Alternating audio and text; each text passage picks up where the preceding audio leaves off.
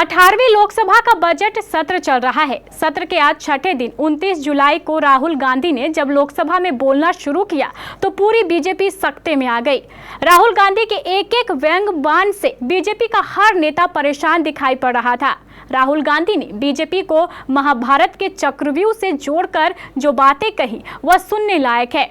आप खुद सुनिए राहुल गांधी के इस क्रांतिकारी भाषण को। हिंसा होती है और अभिमन्यु को चक्रव्यूह में फंसाकर ट्रैप कर 6 लोगों ने मारा। मैंने चक्रव्यूह के बारे में थोड़ी रिसर्च की और पता लगा कि चक्रव्यूह का एक दूसरा नाम होता है पद्मव्यूह, मतलब लोटस फॉर्मेशन।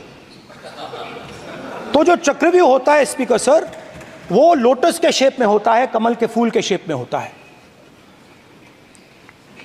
21वीं सदी में सर एक नया चक्रव्यूह तैयार हुआ है स्पीकर सर, वो भी लोटस की शेप में है सर, और उसका चिन्ह प्रधानमंत्री जी अपनी छाती पर लगा के चलते हैं सर। जो अभिमन्यु के साथ किया गया था, जो अभिमन्यु को चक्रव्यूह में फंसाया गया था, वही हिंदुस्तान के साथ किया गया है। हिंदुस्तान के युवाओं के साथ, हिंदुस्तान के किसानों के साथ, हमारी माताओं बहनों के साथ, स्मॉल बिजनेसेस के साथ, मीडियम साइज बिजनेस के साथ। सर अभिमन्यु को 6 लोगों ने मारा था। उनके नाम द्रोणाचार्य, कर्ण, कृपाचार्य, कृतवर्मा, अश्वत्थामा और शकुनी। सर आज भी चक्रव्यूह के बीच में 6 लोग हैं सर। चक्रव्यूह के बिल्कुल सेंटर में, चक्रव्यूह में हजारों लोग होते हैं सर, मगर उसके बिल्कुल सेंटर में 6 लोग कंट्रोल करते हैं।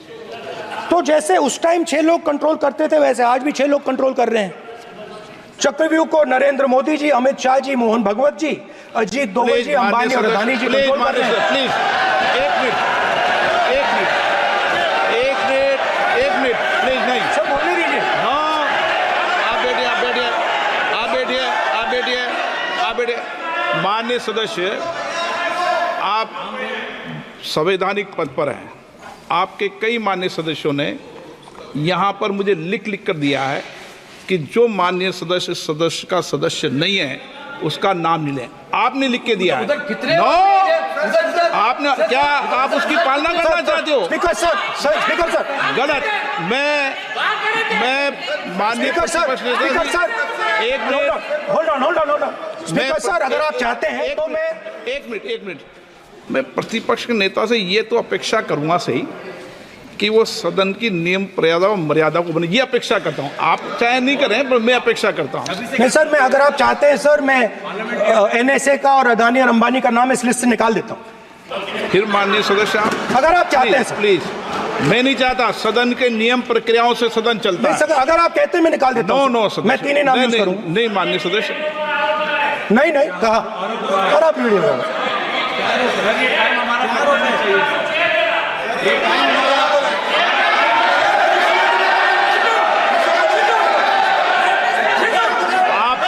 सब प्लीज, या आप समझाइए। हाँ, आप Speaker sir, the Chakravyu that has captured India has 3 forces behind it. First is the idea of monopoly capital, that 2 people should be allowed to own the entire Indian wealth. So one element of the Chakravyu is coming from the concentration of financial power. The second element, sir, मैं budget को explain कर रहा हूं sir, मैं आ रहा हूं, वहीं आ रहा हूं sir. So one element is financial power. The second element is the institutions, the agencies, CBI, ED, Income Tax Department of this nation, and the third is the political executive. Speaker sir, these 3 together are at the heart of the Chakravyu, and they have devastated this country. Speaker, sir, my expectation was that this budget would weaken the power of this Chakravyuh. That this budget would help the farmers of this country, would help the youth of this country, would help the laborers, the small businesses of this country. But what I have seen is that this budget, the sole aim of this budget, iski jo niyat hai, it is to strengthen this framework, the framework of big business, monopoly business, the framework of a political monopoly that destroys the democratic structure, and finally the framework of what one can call the deep state or the agencies. And the result of this has been the first पहला काम इस चक्रव्यूह ने क्या किया, जो हिंदुस्तान को रोजगार देते हैं, स्मॉल एंड मीडियम बिजनेसेस हैं, जो करोड़ों युवाओं को रोजगार देते थे, उन पर इस चक्रव्यूह ने आक्रमण किया। कैसे किया?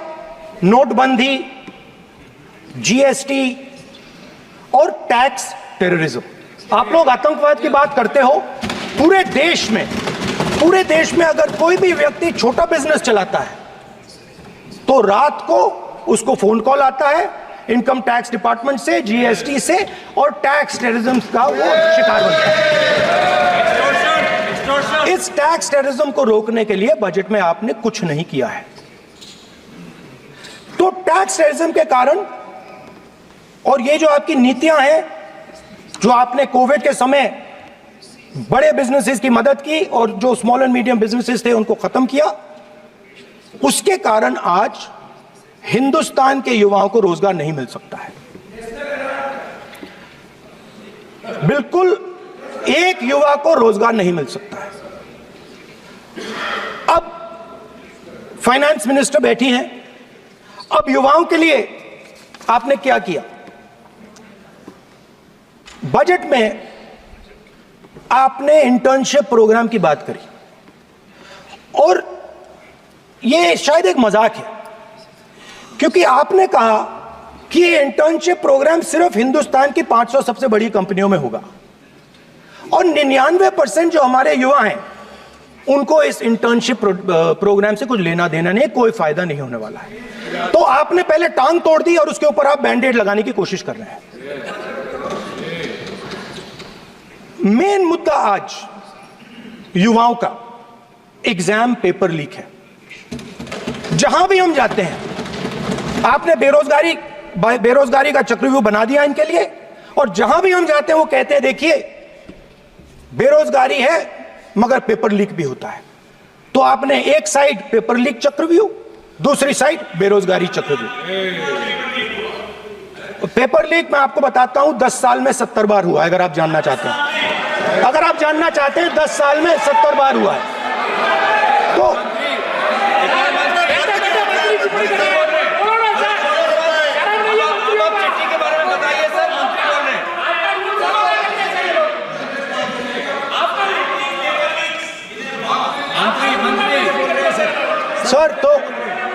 सर तो पेपर लीक के बारे में फाइनेंस मिनिस्टर ने बजट में एक शब्द नहीं कहा है। युवाओं के लिए पेपर लीक सबसे जरूरी मुद्दा है, उन्होंने एक शब्द नहीं कहा है पेपर लीक के बारे में। एक बार उन्होंने पेपर लीक नहीं कहा और उल्टा जो एजुकेशन बजट में पैसा देना चाहिए था वो आपने 20 साल में सबसे कम पैसा दिया है। 2.5% of budget is gone to education. Sir दूसरी तरफ आपने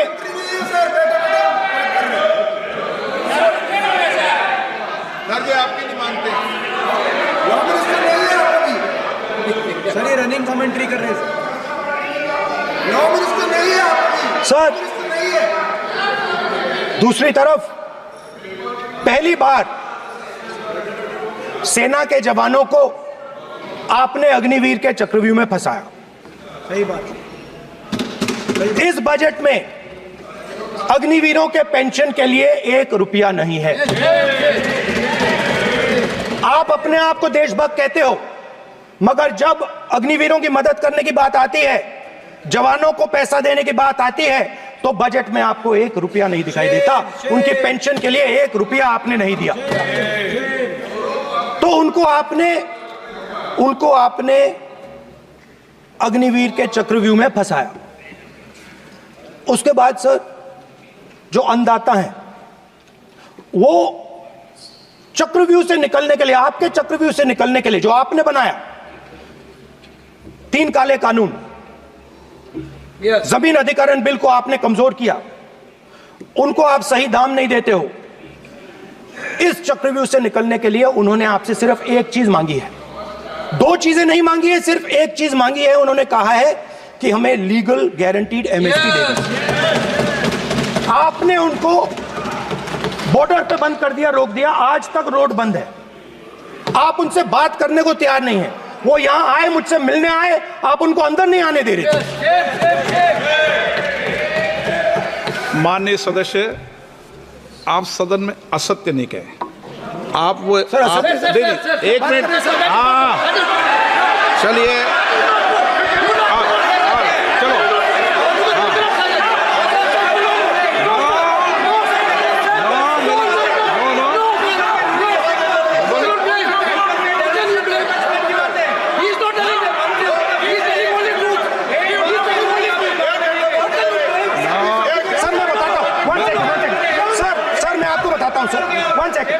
सर मैं आपको फैक्ट बताता हूं सर, जो मुझे, एक सेकंड, हाँ बता, मैं आपको फैक्ट बताता हूं, फिर आप मुझे करेक्ट कर दीजिए। स्पीकर सर, फार्मर्स का डेलीगेशन, नहीं सर, मैं आपको फैक्ट बताता हूं। पर आपके माननीय सदस्यों को कह दें, वो सदन पर आरोप नहीं लगा है। रिपोर्ट से बोलता हूं मैं, बिना रिपोर्ट के नहीं बोलता हूं। बोलिए, बोलिए, उनको बोलने दीजिए, उनको बोलने दीजिए, उनको बोलने दीजिए, आप बोलने दीजिए उनको, बोले, वो बोले, बताएं, वो बताएं, मैं बताऊंगा। Speaker sir, 1 second. Speaker sir, मैं आपको बताता हूं जो मुझे मालूम है। स्पीकर सर, मैं आपको बताता हूं। बैठिए।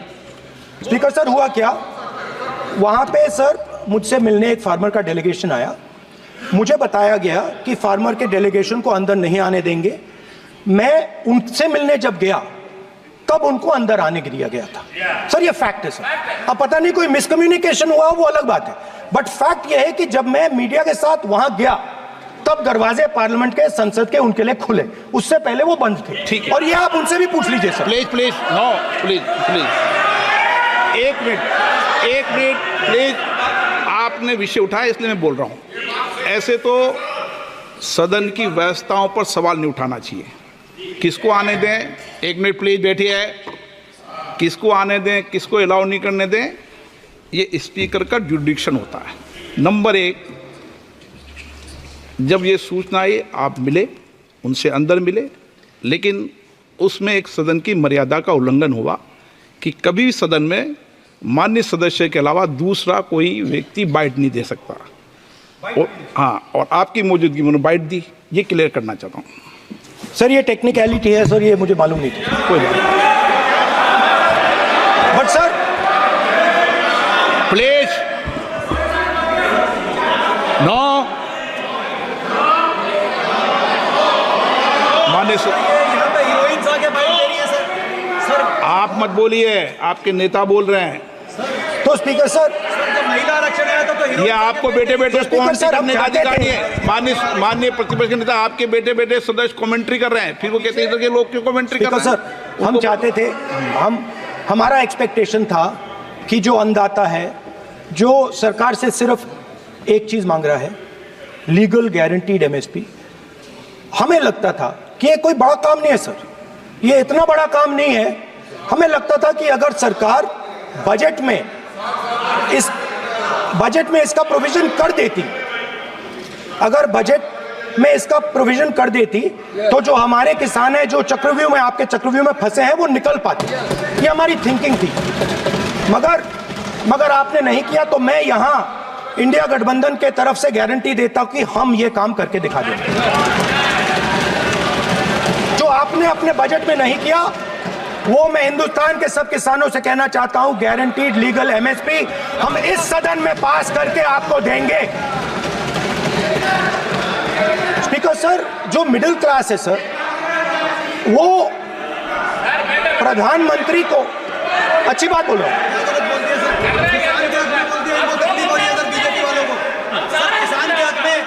अगर नेताजी पक्ष बोल रहे हैं तो आप बैठे बैठे टिप्पणी आप मत करो, आप करोगे तो वो भी करेंगे, आप मत करो, मैं सब साइलेंट करो प्लीज। फिर टिप्पणी कर रहे हो आप, प्लीज माननीय सर मिडिल क्लास जो है वो शायद इस बजट से पहले प्रधानमंत्री को सपोर्ट करता था।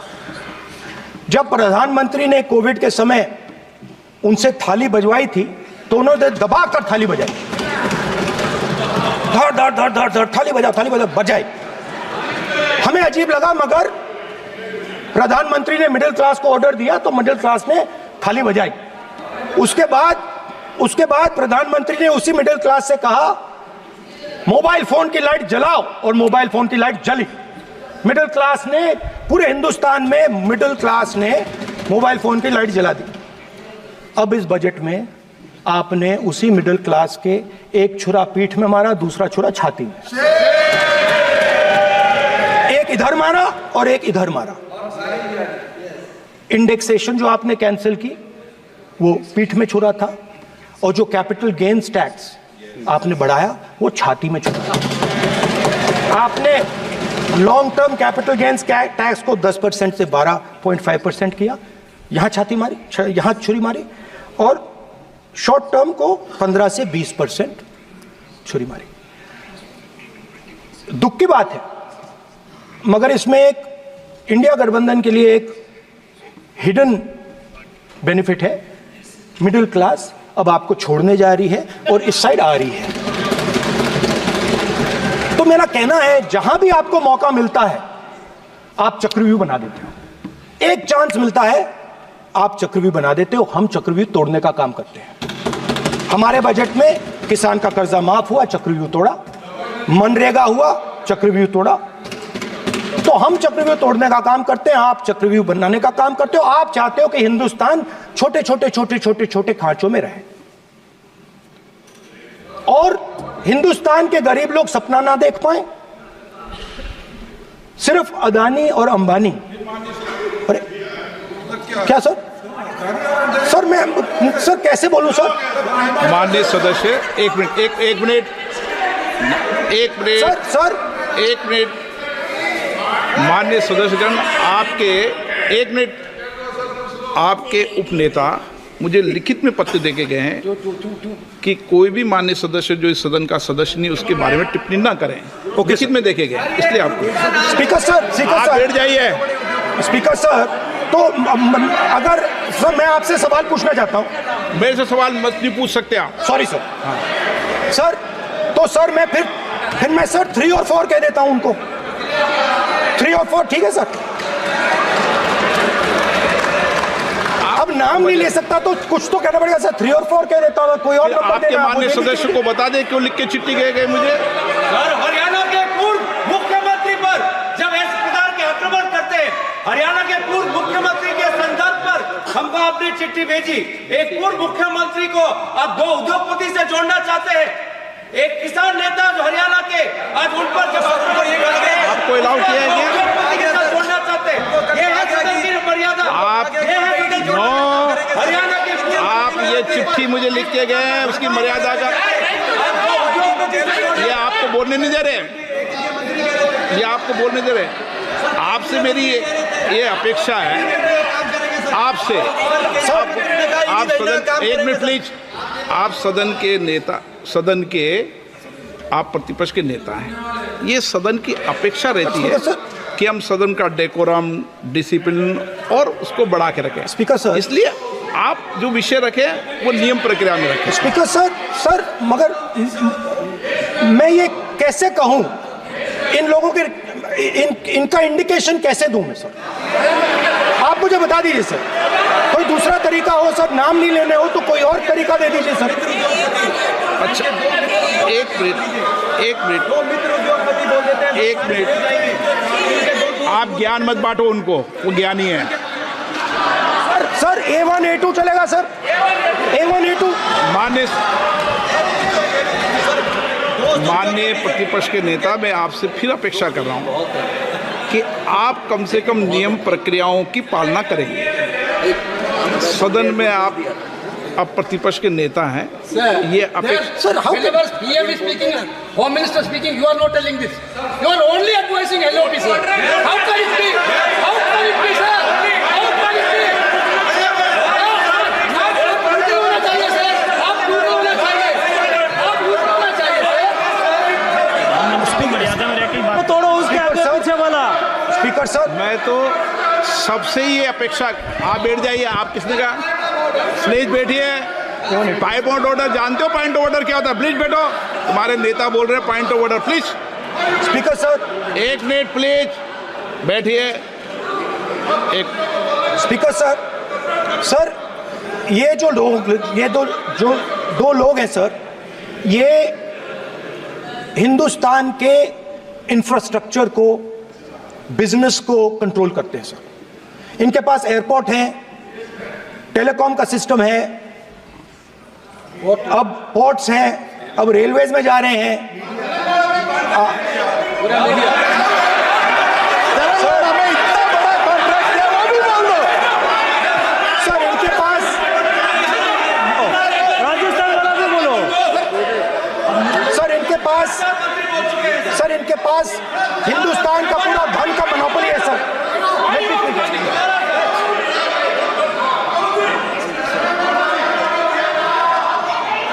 सर इनके पास हिंदुस्तान के धन की मोनोपोली है। तो सर मैं समझ नहीं पा रहा हूं इनके बारे में मैं इंडिकेट कैसे करूं। इनके बारे में बोलना तो पड़ेगा सर। अगर आप हमें कहो कि इन दोनों के बारे में आप बोल ही नहीं सकते तो वो तो हमारे लिए एक्सेप्टेबल ही नहीं है सर। हमें तो बोलना है। अब आप चाहते हो कि नाम ना ले तो कोई और सिस्टम दे दीजिए हमें। आपको संसदीय कार्य मंत्री जी, please please. No, I'm not giving. I'm not yielding. I'm not yielding. I'm not yielding. I'm not yielding. Sit down. I'm not yielding. I'm not yielding. Sit down. I'm not yielding. आपने प्रधानमंत्री को I'm not yielding. Rajya Sabha में बोला दिया, लोकसभा में बोला दिया। I'm not yielding. Sit down. आप I'm not yielding. बातें करते हैं, पार्लियामेंट्री प्रोसीडिंग्स का रूल नहीं मानते हैं आप, स्पीकर को चैलेंज करते हैं आप, आपको नियम मालूम नहीं है। इस सदन का सदस्य होने के नाते नियम जानना जरूरी है। नेता प्रतिपक्ष को सदन का नियम के बारे में पता नहीं है, ये बहुत दुख की बात है। हम लोग जो भी इस सदन का सदस्य है नियम से चलता है। लोकसभा स्पीकर को चैलेंज करके आज सदन के नेता प्रतिपक्ष ने इस गरिमा को गिराया है। ऐसे नहीं चलता है। देश नियम से चलता है, सदन नियम से चलता है, संविधान से चलता है। ऐसे नहीं होता है।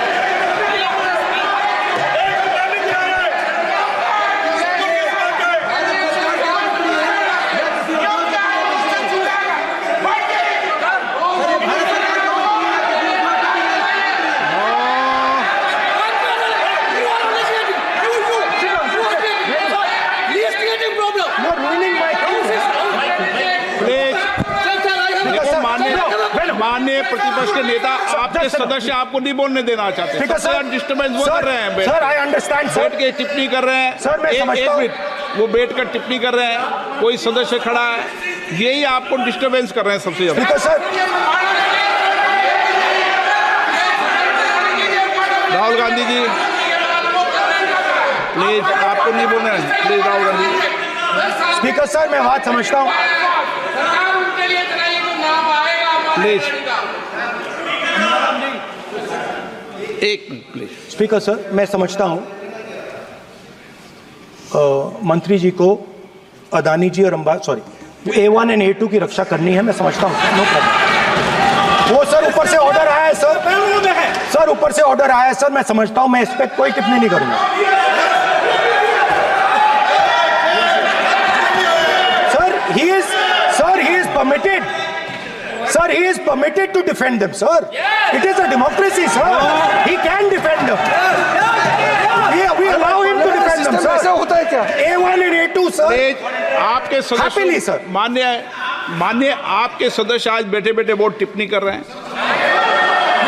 और उठ रहे हैं, सबसे ज्यादा आप उठ रहे हैं, सबसे ज्यादा टिप्पणी आप कर रहे हैं। कोई नियोजित तरीके से आए हैं क्या आप? नो, मानिए। So we are happy, sir. If the minister is protecting A1 and A2, sir, it helps us only, sir. No problem. We like it, sir. Please do it again, sir. Please do it again. Sir, I give you the space. मैं तो एक व्यवस्था का बात करना था, फिर शुरू हो गया। मैं सर, संसदीय कार्य मंत्री जी, व्यवस्था तय, मैं सिर्फ जो परिस्थिति बने उसमें कहने के लिए मैं खड़ा हुआ। उन्होंने बोला मैं यील्ड नहीं किया, ये नियम होता है। अगर समय हम मांगते हैं तो यील्ड करना, एक मिनट, वो यील्ड करना एक परंपरा है। No, there's no परंपरा। You don't yield. The Prime Minister does not yield. मैंने व्यवस्था तहत सर, उन्होंने व्यवस्था का प्रश्न उठाया। सर, एक राहुल जी, एक मिनट, स्पीकर सर, एक मिनट, सर। मैं स्पीकर का परमिशन से खड़ा हुआ। बिल्कुल सही बोला आपने कहा मैं ये मैंने नहीं कर रहा। नहीं किया। मैंने जबरदस्ती नहीं बोला। आप बोल रहे हो। मैं स्पीकर साहब से परमिशन लिया। आप बोल रहे हो। स्पीकर साहब ने मेरा नाम लिया। बोल रहे हो। आपने यील्ड नहीं किया, तभी मुझे लगा कि मुझे कहना चाहिए कि आप प्रधानमंत्री जी को पूरा भाषण तक आपने डिस्टर्ब किया, बोलने नहीं दिया। आज हम आपको यील्ड मांग रहे हैं, 10 सेकंड टाइम आप बोल रहे हैं कि हम यील्ड नहीं करेंगे। ये कौन सा परंपरा है? मैं जबरदस्ती नहीं बोल रहा हूँ, मैं तो नियम के तहत बोल रहा हूँ और स्पीकर का परमिशन पे खड़ा हुआ हूँ। ये एक परंपरा होता है, एक दूसरे का इज्जत देना होता है, इतना तो कर्टसी होना होता है। Rahul ji, sir, I will respond to that, sir. Sir, if when we raise our hand and ask for the Prime Minister and the ministers to yield, they yield, we will yield every time. Yes. The moment you yield, I guarantee you we will yield. In fact, I am ready, Speaker, sir. I am ready.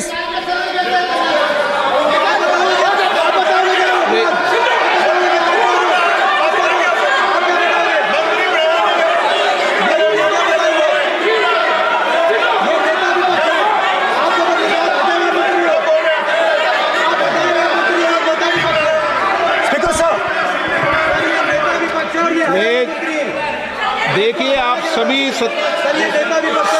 लोग आप प्रतिपक्ष के नेता को disturbance कर रहे हैं और मैं आपको बार आप डिस्टर्बेंस कर रहे हैं और वेणुगोपाल जी सब जगह डिस्टर्बेंस कर रहे हैं।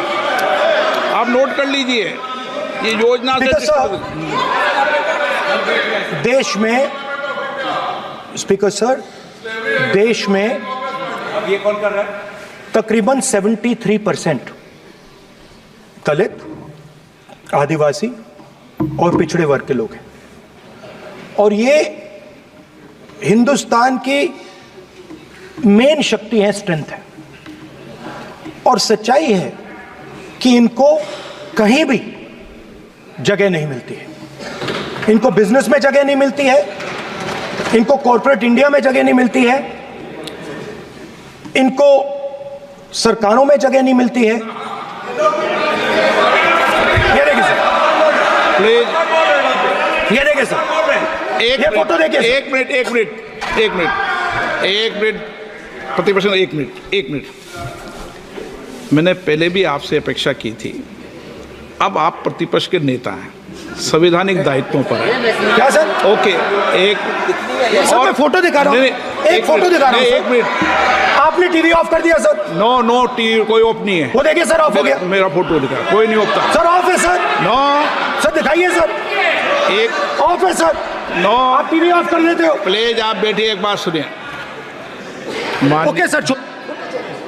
नहीं आप अपोलोजाइज सर। नहीं, नो अपोलाइज। मैं आपको अपोलाइज के लिए दिखे रहा। आप प्रतिपक्ष के नेता है तो मेरी ये अपेक्षा रहती है कि सर, ये देखिए सर, बंद होगी। आप सदन की मर्यादा को रखें। सर, जब भी मैं उसको हटाना चाहता हूं मुझे ये करना है सर। वो देखो आगे।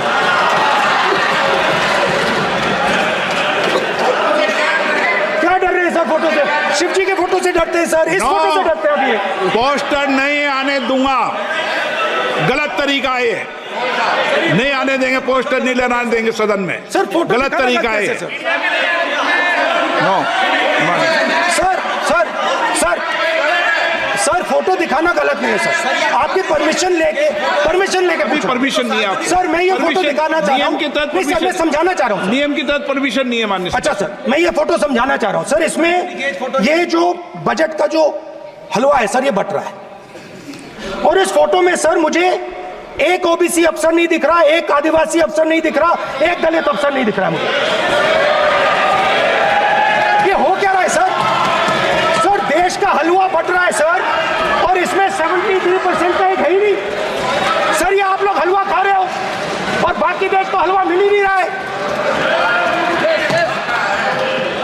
ठीक है सर, 20 अफसरों ने बजट को तैयार किया, हमने पता लगाया 20 अफसर, शांत हो जाइए प्लीज सर। 20 अफसरों ने, उनके नाम मेरे पास है, अगर आप नाम चाहते मैं दे दूंगा। 20 अफसरों ने हिंदुस्तान का बजट तैयार किया है, मतलब हिंदुस्तान का जो हलवा है 20 लोगों ने बांटने का काम किया है। अब स्पीकर सर, उन 20 लोगों में से 90% लोगों में से 90% लोगों में से सिर्फ 2 हैं, एक माइनॉरिटी और एक ओबीसी, और इस फोटो में एक भी नहीं है। मतलब फोटो में आपने पीछे कर दिया, फोटो में तो आने नहीं दिया आपने, कोई नहीं आ सकता। और मैं चाहता था कि बजट में जाति जनगणना की बात उठे, जो पूरा देश चाहता है। 90% हिंदुस्तान जाति, 95% जाति जनगणना चाहता है। कौन चाहते हैं? दलित चाहते हैं, आदिवासी चाहते हैं, पिछड़ा वर्ग चाहता है, गरीब जनरल कास्ट के लोग चाहते हैं, माइनॉरिटी चाहते हैं, सब चाहते हैं, क्योंकि सब लोगों को यह पता लगाना है कि हमारी भागीदारी कितनी है, हमारी हिस्सेदारी कितनी है। मगर सर मैं देख रहा हूं सर, सरकार हलवा बांटती जाती है, और बांटता कौन है? वही 2-3% लोग, और बंटता किसको है? वही 2-3% लोग, और बाकी हिंदुस्तान 90% हिंदुस्तान देख। फाइनेंस मिनिस्टर मुस्कुरा रही हैं, कमाल की बात है। ये हंसने की चीज नहीं है मैडम, ये हंसने की बात नहीं है, ये जाति जनगणना है, ये जाति जनगणना है, इससे देश बदल जाएगा।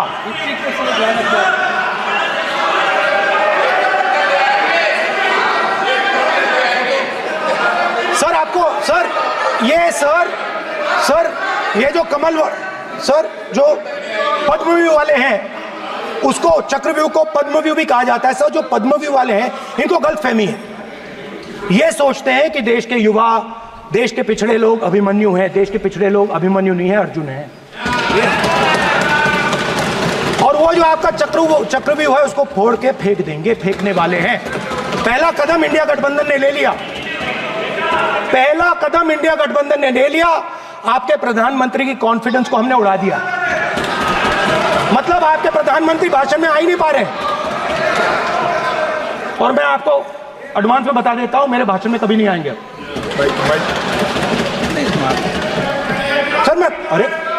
सर इसमें क्या गलती है सर? एक बात बताइए,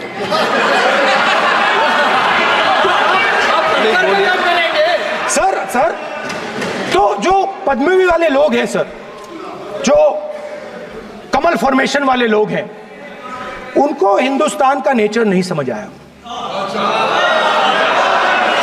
हिंसा, नफरत हिंदुस्तान का नेचर नहीं है, चक्रव्यूह हिंदुस्तान का नेचर नहीं है।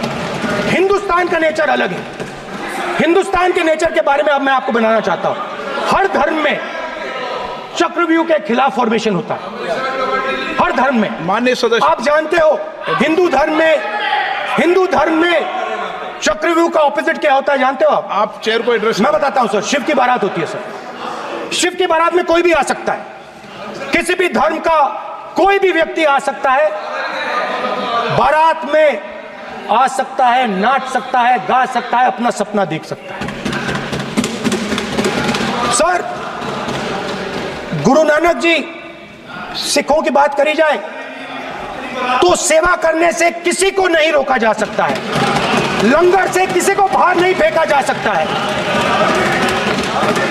सर, इस्लाम में कोई भी मस्जिद में आ सकता है, चर्च में कोई भी घुस सकता है, संघा में कोई भी आ सकता है सर, मगर इनके चक्रव्यूह में सिर्फ 6 लोग हैं सर। तो ये लड़ाई शिव की बारात और चक्रव्यूह के बीच में है।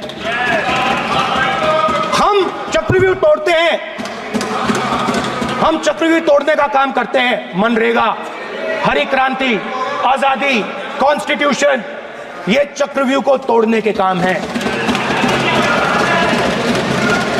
इससे देश में खुशी आती है, डर मिटता है, कॉन्फिडेंस आती है। आप पद्मव्यूह चक्रव्यूह बनाने का काम करते हो।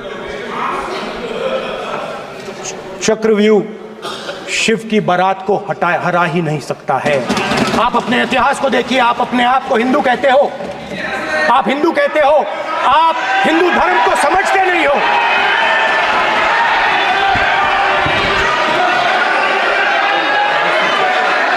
आप चक्रव्यूह बनाने वाले लोग हो। आपका हिंदू बोगस। स्पीकर सर, तो अंत में मैं ये कहना चाहता हूं, अब शांत हो जाए, खत्म कर रहा हूं सर, घबराइए मत, डरो मत।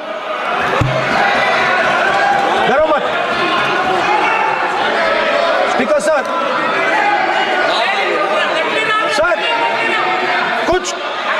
कुछ महीने पहले सर, मैं जो आपने चक्रव्यूह, स्पीकर सर, जो चक्रव्यूह बनाए गए हैं, नहीं, कोई अपमान नहीं किया, मैंने कोई अपमान नहीं किया, मैं कर नहीं सकता कभी, जिंदगी भर मरने तक मैं अपमान नहीं कर सकता। क्या बात कर रहे हो आप, क्या बात कर रहे हो सर? तो आपने ये छोटे छोटे चक्रव्यूह बना रखे हैं, मैं इनको समझने की कोशिश करता हूं अपने छोटे से तरीके से। कुछ महीने पहले मैं 6-7 घंटे बढ़इयों के साथ काम किया। वहां विश्वकर्मा जी थे, उनसे मैंने एक सवाल पूछा। मैंने उनसे कहा कि आपको किस चीज से दुख होता है, किस चीज से आपको दर्द होता है? उन्होंने मुझे कहा, राहुल बात सुनिए, आपको समझ आ जाएगी, बात सुनिए, समझिए। सर इंटरप्ट कर रहे हैं सर, अब बोलिए, सर देखिए, आप इतना इंटरप्ट करते हो और बोलते हो बेटे, आप तो पूरे भाषण में बेल में आ जाते हो, सवाल करते हो इंटरप्ट करने का। स्पीकर सर, तो मैंने विश्वकर्मा जी से पूछा कि आप यहां सालों से बढ़ाई का काम कर रहे हो, आप सालों काम पूरे देश में, अगर आप देखोगे मिलेंगे, ढूंढो, आपको अपने घर में नहीं मिलेंगे, पूरे देश में मिलेंगे, ढूंढो जाके। तो मैंने उनसे पूछा, विश्वकर्मा जी आपको दर्द किस बात का होता है, दुख किस बात का होता है? तो उन्होंने कहा, राहुल मैं ये टेबल बना रहा हूं, मगर राहुल जी कहा, राहुल जी अब कहा वो मुझे अच्छा नहीं लगा, मगर कहा सच्चाई है। तो उसने कहा, राहुल जी मुझे दुख इस बात का होता है कि मैं ये टेबल बनाता हूं, मगर जिस शोरूम में ये टेबल रखी जाती है उस शोरूम में मैं अंदर जा ही नहीं सकता। कुछ ही दिन पहले सुल्तानपुर के रास्ते पे मैं एक भाई के साथ, मोची भाई के साथ बैठा, उससे मैंने ये सवाल पूछा, आपको दुख किस बात का होता है? कहता है, राहुल जी मेरा सम्मान सिर्फ मेरे पिता ने किया था और किसी ने नहीं किया। तो मेरा कहना है सर, ये जो आपने चक्रव्यूह बनाया है, इस चक्रव्यूह से करोड़ों लोगों को नुकसान हो रहा है, दर्द पहुंच रहा है, और हम इस चक्रव्यूह को तोड़ने जा रहे हैं। और तोड़ने का सबसे बड़ा तरीका जिससे आप लोग डरते हो, कांपते हो, वो है जाति जनगणना। और जैसे मैंने कहा था कि इंडिया गठबंधन गारंटीड लीगल एमएसपी इस सदन में पास करेगी, वैसे ही मैं कह रहा हूं, आपको अच्छा लगे ना लगे, जाति जनगणना इस हाउस में इस सदन में पास करके हम आपको दिखाएंगे।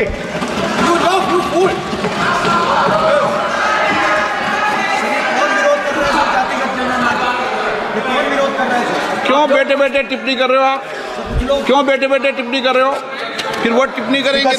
स्पीकर सर, जाति जनगणना से ये जो छोटे छोटे खांचे आपने बनाए हैं, ये जो आपने सिस्टम बनाया है, चक्रव्यूह का सिस्टम बनाया है, ये टूट जाएगा।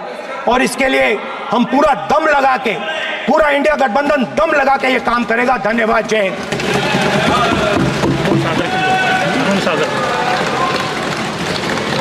राजनाथ सिंह जी। अध्यक्ष महोदय, नेता प्रतिपक्ष ने बजट के संबंधित जो भी भ्रांतियां पैदा की हैं, जब बजट से संबंधित जवाब देने के लिए वित्त मंत्री जी खड़ी होंगी तो उन भ्रांतियों को लेकर जो भी क्लैरिफिकेशन देना है, जो कुछ भी देश को संदेश देना है, वो अपनी तरफ से संदेश देंगी। क्योंकि मैं मानता हूं कि कई भ्रांतियां बजट को लेकर पैदा की गई हैं, लेकिन देश की सीमा की सुरक्षा जिन बहादुर जवानों के हाथों में रहती है, सेना के जवानों में, यह इतना संवेदनशील मुद्दा है इस देश की सुरक्षा का। और सेना से जुड़े हमारे अग्निवीर के जवानों को लेकर जो देशवासियों को गुमराह करने की कोशिश की जा रही है, उस संबंध में मैं कहना चाहता हूं अध्यक्ष महोदय, जब भी आपका आदेश होगा इस सदन के समक्ष मैं पूरी तरह से अपना अग्निवीरों को लेकर स्टेटमेंट देने को तैयार हूं। विष्णुदत्त शर्मा। हाँ, क्या आपने अपनी बात खत्म कर दी ना? सर जवाब देना सर। आपने कहा सर जवाब देना। आपने ये कहा उन्होंने कुछ नहीं बोला, उन्होंने आपके शब्दों को बोला कि सर, 1 मिनट मेरा नाम लिया सर। हाँ, तो मैं बोलने दूंगा आपको। 1 मिनट। अग्निवीर पे विषय पर उन्होंने कहा कि मैं सारे विषय पर चर्चा करने को तैयार हूँ, ये कहा। सर, डिफेंस मिनिस्टर ने कहा कि मैंने अग्निवीर की बात उठाई। सर, पहले भी डिफेंस मिनिस्टर ने कहा था कि शहीद अग्निवीर परिवारों को कॉम्पनसेशन दिया गया है, और उन्होंने कहा, हाउस में कहा कि 1 करोड़ रुपया कॉम्पनसेशन दिया गया है, मगर सर वो गलत था। सर, उस शहीद परिवार को इंश्योरेंस दिया गया था, कॉम्पनसेशन नहीं दिया गया था। सर, मैं ये कहना चाहता हूं सर, ये सच है सर। और सर, भाषण के एकदम बाद सर कॉम्पनसेशन गया था सर। सर, ये सच्चाई है सर, इसको कोई नकार नहीं सकता, ये सच्चाई है सर। सर, आखिरी बात सर, आपने एक और चक्रव्यूह बना दिया है सर। मीडिया वालों को सर आपने पिंजरे में बंद कर दिया सर, उनको बाहर निकाल दीजिए प्लीज। 1 मिनट। माननीय आप प्रतिपक्ष के नेता हैं, और ये मैं आपसे हंस रहे हैं आप, ये तरीका आपका, आप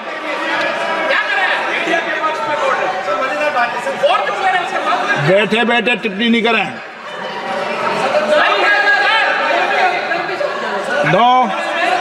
आपने, माननीय प्रतिपक्ष के आप नेता हैं, मैं आपसे ये अपेक्षा करता हूं कि आप नियम प्रक्रिया को पूरा पढ़ ले पहले एक बार।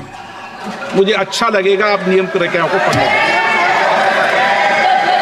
कभी भी सदन के मामले के अंदर कभी भी कोई माननीय सदस्य टिप्पणी नहीं कर सकता, यह व्यवस्था अध्यक्ष की होती है, ठीक है ना? ये अध्यक्ष व्यवस्था की। हाँ, बोलिए, आप मुझसे तो बोले ना। एक सेकंड। हाँ, सर बेचारे सर मीडिया वाले हैं सर। बेचारे नहीं है वे, बेचारे शब्द बोलो उनके लिए। सर नॉन बेचारे मीडिया वाले हैं सर। नो, बेचारे नहीं, नॉन बेचारे सर, नॉट बेचारे मीडिया वाले हैं सर। हाँ सर, नॉट बेचारे। 1 मिनट, आप, मैं बैठा हूँ ना, वह आप आसन पे बात कर रहे हो तो आसन को बात करने दो। नो, मैं बताऊँ सर, नॉट बेचारे मीडिया वालों ने कहा है सर कि प्लीज, उन्होंने मुझसे कहा है कि आपसे हाथ जोड़कर कहें कि उनको निकलने दें, क्योंकि वो बड़े डिस्टर्बेंस है। 1 मिनट प्लीज, 1 मिनट। सदन के नेता हैं, प्लीज आपको बैठे बैठे बोलने की टिप्पणी की। सदन के बैठे बैठे टिप्पणी मत कीजिए आप प्लीज।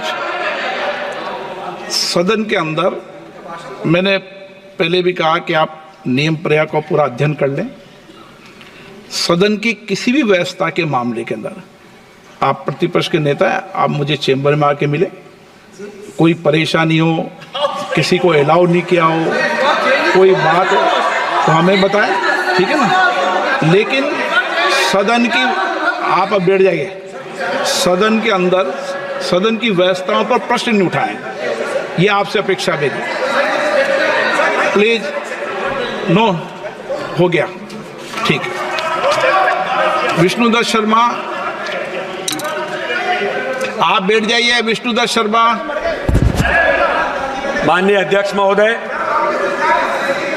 मैं आपका हृदय से आभार करता हूं कि आपने मुझे बजट 2024 के इस सदन में बोलने का अवसर दिया है। आज पूरा देश गौरवान्वित है कि भारत के संसदीय लोकतंत्र में लगातार तीसरी बार भारत के प्रधानमंत्री के तौर पर किसी ने शपथ ली तो भारत के प्रधानमंत्री नरेंद्र मोदी जी ने इस देश के अंदर शपथ ली है। मैं इस सदी के राष्ट्र नायक प्रधानमंत्री नरेंद्र मोदी जी को और हमारी वित्त मंत्री श्रीमती निर्मला सीतारमण जी को इस अभूतपूर्व ऐतिहासिक बजट के लिए हार्दिक बधाई और उन्हें धन्यवाद देता हूं।